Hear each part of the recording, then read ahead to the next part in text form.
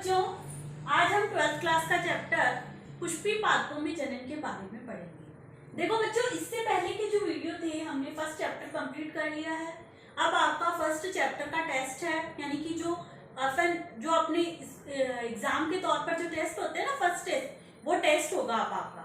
और वो जैसे भी जब भी होगा, अभी इसी वीक अगले वीक में ही है आपका टेस्ट, तो फर्स्ट चैप्टर तो आएगा आपका, इसलिए उसको प्रिपेयर कर लेना। और सेकंड चैप्टर में जितना मैं कराऊंगी, अभी 2 वीडियो के अंदर 2 वीडियो जाएंगे आपके मंडे का और थर्सडे का, उसमें जितना होगा वो भी आपके फर्स्ट टेस्ट में आएगा। तो आप अपनी प्रिपरेशन करें।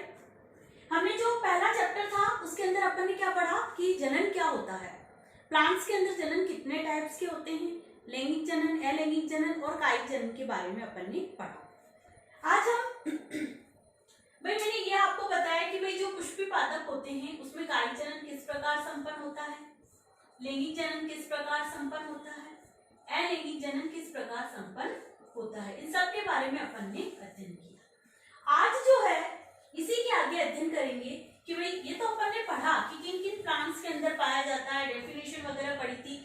आज हम पढ़ेंगे पुष्पी पादपों में लैंगिक जनन। जो पुष्पी पादप होते हैं, एक तो आपको ये ध्यान रखना है कि पुष्प क्या है। पुष्प एक रूपांतरित प्रो है। क्या है ये? प्रो है।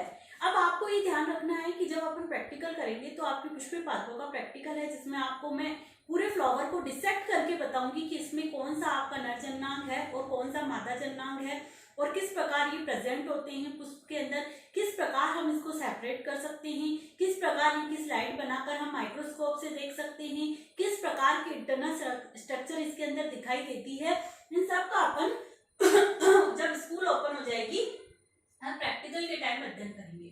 आज अपन थोड़ा सा देखते हैं कि पुष्प एक रूपांतरित प्रो है। आज मैं थोड़ा सा आपको पुष्प के बारे में बता देती हूँ बच्चों।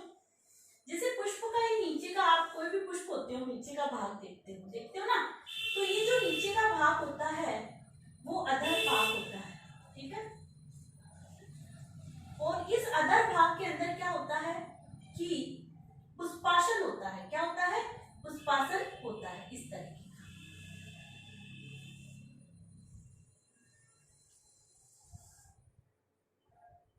ये जो इस तरीके की नलीनुमा संरचना यहाँ पर पाई जाती है।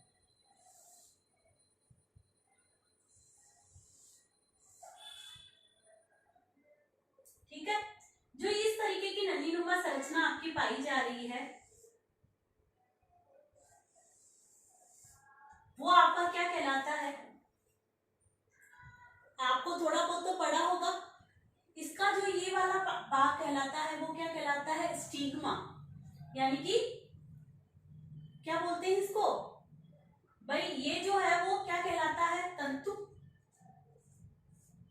ठीक है।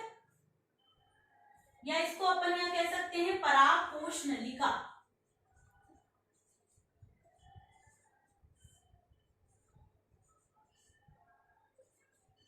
ठीक है, इसके चारों तरफ जो होते हैं ये स्टिग्मा लगे रहते हैं, ये इस तरीके के आकृति के।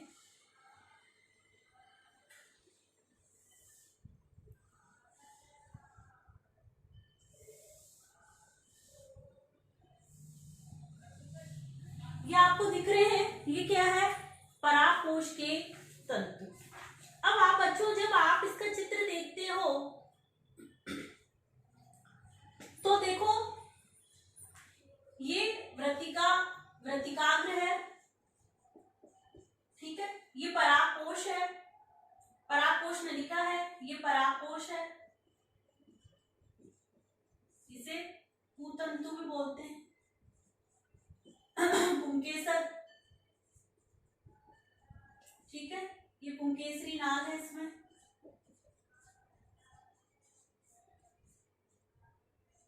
और ये जो स्टिग्मा यहाँ पर जाती है ये क्या कहलाती है?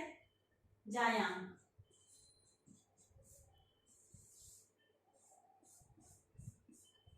ठीक है बच्चों। ये दलपुंज है और इसी की चारों तरफ जो होता है बाह्य दलपुंज आता है।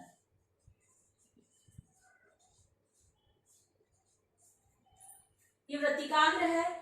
ये क्या करते हैं? अब देखो पुष्प को ध्यान से देखो, ये इसका बाहरी पार्ट है, ठीक है।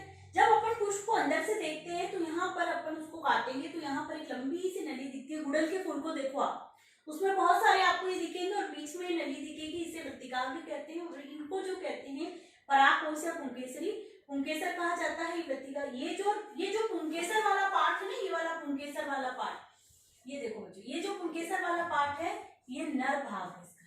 कौन सा भाग है? नर। और जो ये वाला पार्ट है वो मादा भाग है। अब ध्यान से देख लेना कि भाई ये जो पार्ट है वो नर भाग है और ये जो पार्ट है वो मादा पार्ट है। क्या होता है कि कहीं वायु के द्वारा, जल के द्वारा, इन सब के द्वारा जो होता है ये वृत्तिका, ये जो पुंकेसर होते हैं इस वृत्तिका पर आकर गिर जाते हैं और अंदर प्रवेश करके इस अंडाशय से संयुक्त हो जाते हैं। जब ये अंडाशय से संयुक्त हो जाते हैं तो निषेचन होता है और निषेचन के पश्चात भ्रूण का निर्माण होता है। इस प्रकार ये जन्म होता है। और ये एक मैंने एग्जाम्पल बताया कि किस प्रकार पुष्प होता है, पुष्प के अंदर किस प्रकार वृत्तिकाग्र होते हैं और उसके अंदर पुंकेसर पाए जाते हैं, जायांग होता है। अब जायांग इसके अंदर एक अंडपी, द्विअंडपी, त्रिअंडपी किसी प्रकार का भी पाया जाता है। और जो पुंकेसर होते हैं उसमें आगे देखेंगे कि जो पुंकेसर है ना इस तरीके की तंतु में बोलते हैं, इसमें परागकोश से चैम्बर पाए जाते हैं जिसके अंदर लघु बीजाणु धानियां पाई जाती है। लघु बीजाणु धानियां, और इसके अंदर जो होती है गुरु बीजाणु धानियां पाई जाती है।